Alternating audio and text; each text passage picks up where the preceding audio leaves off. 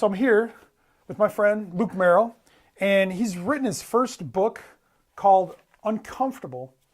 And I wanted to talk to him about that today.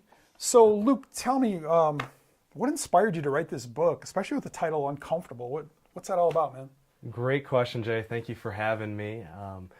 God inspired me to write this book. I remember, I'll tell you a story. I was in India with my grandfather, and he's a missionary there. He's been doing it for over 25 years. Wow. And so I've been able to go with him 4 times. And I remember there was this domestic flight from one part of India to the other.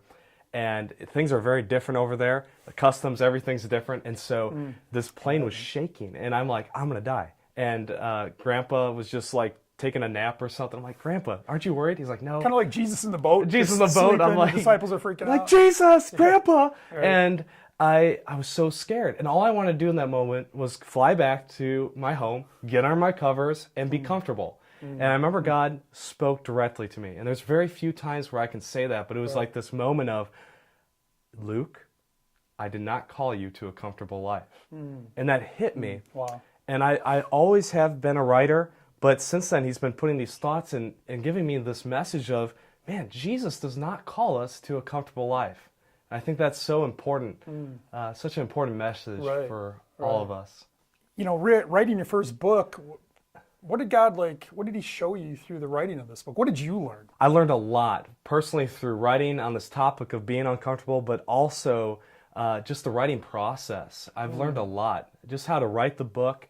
And yeah, just, it's a lot of hard work, but when God put it in me, I said, you know what, I'm going to do it. And it got done. So I guess it would make me want to ask, what would you tell someone, you know, they've got this idea, they think it's God to write a book. I guess I could make this personal. I'd say, what would you tell me? Because I'm like a little older than you, and I've kind of had that on my heart. And actually, this year I told myself, this year I'm gonna write this book. What would you tell me? Like, well, how do I get it done? Jay, I'd say go for it, man. Okay. I would read it. I would buy your first copy. I would want you to sign it, Jay. Okay. And but for anybody who wants to write a book, who feels like God's placed something on their heart, they just want to share it. Well, I'm not. First of all, I want to say I'm not an expert, but I've done a lot of research, and I would tell you and anybody watching that you need to start writing words. Just write something down every day, because a book. This book is 150 pages, it's bigger font, but it's like 20-something thousand words. But if you start writing a few words a day, it's starting to add up. Right. So you're saying to be practical, just a couple words. Just start writing something. Yeah. If you write something down every day, you'll have a book before you know it. Right. You know, because I did read the book. Yeah. And I think you actually signed it for me today. Yeah. But there is on page, I think it was page 101, I want to say. Let me just pull that up.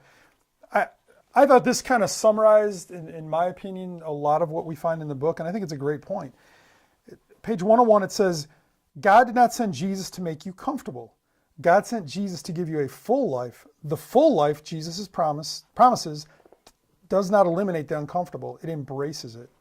If we do not get uncomfortable in life, we will become stagnant, complacent, and we will never fully thrive in the life God has planned for us.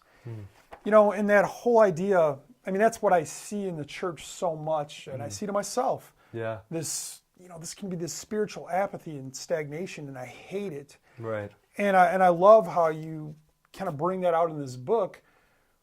You know, part of it is probably because we stay away from the uncomfortable, and therefore we're gonna stay stagnant, right? Right.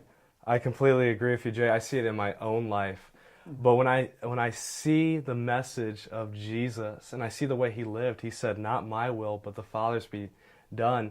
And he's saying, I'm going to give up my own agenda, the comfortable life, to embrace this uncomfortable life. And Jesus said, the thief comes to steal, to kill, and destroy, but I've come to give life and more abundant. And I think we've twisted this message to mean something about prosperity or something easy, but that's not what it is at all. And I think of Dietrich Bonhoeffer.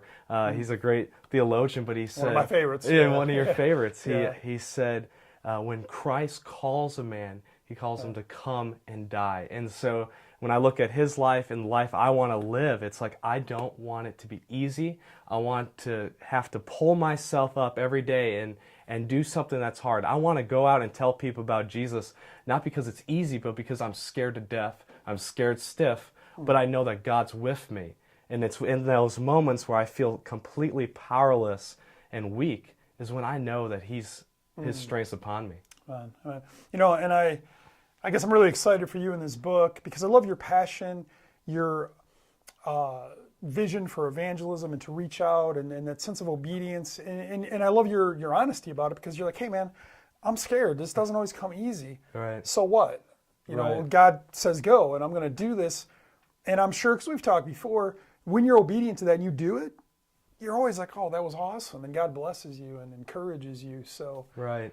Thank you, Jay, for having me on. I want to share for anybody who's watching, please reach out, grab the book. I really feel like it'll touch a lot of people who are following Jesus. And if you're not, you're unsure, I give some opportunity to follow Jesus because this is not a turnoff of saying, oh, it's going to be hard, it's going to be uncomfortable. It's actually a really good thing because I don't want to be at the end of my life and people to say about me that, oh, I mean, he worked hard or he was busy or he was a good guy, but I want people to say, man, he lived life to the fullest. He really went after what God had for him. And I want that for everybody watching as well. Amen. Yeah. Awesome. Thanks so much for being on the show. Thank you, Jay. It's good to be here, man. All right. Love you. We'll see you soon. Sounds good, man. Love you.